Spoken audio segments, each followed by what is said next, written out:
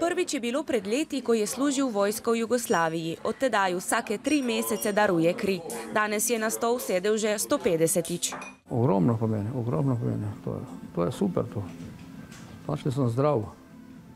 To je važno. Zdravi ljudje pa bi morali pomagati manj srečnim, pravi. To bi moglo biti čim večje število, ker kri itak se rabe. Z manj dejanj lahko narediš veliko stvar. Krvodajalska zavest na obalnem območju je zelo močna. Vso to kri so zbrali samo do 9. ure zjutraj. Po računalniškem evidentiranju jo pošljajo v Ljubljano, glede na vsakodnevne potrebe jo od tam spet naročijo. Nihajo potrebe po različnih krvnih skupinah in iz tega razloga smo tudi prisiljeni, da vsake toliko krvodajalce tudi pokličemo. Najbolj iskane so redke krvne skupine in univerzalni krvodajalci skupino nič negativno. Potrebujejo jo predvsem poleti, ko poraste število nesreč. Zaloge so za sedaj polne, junija so celo več krvi odvzeli, kot so jo potrebovali.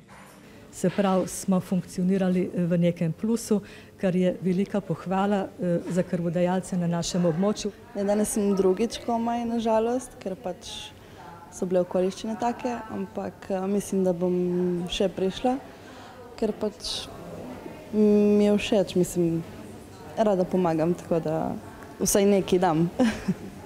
Sam se odločil, malo si pomagali pač gasilci, so mi dali malo spodbude.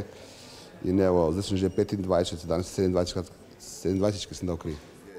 Ob tem je prejel priznanje za mejnik 25 darovanj, a ker je začel pozno, bo rekorderja med aktivnimi darovalci težko prekašal. Otilju Furlanič pa bo po zakonu lahko še naprej pomagal do decembra 2015, ko bo dopolnil starost 65 let.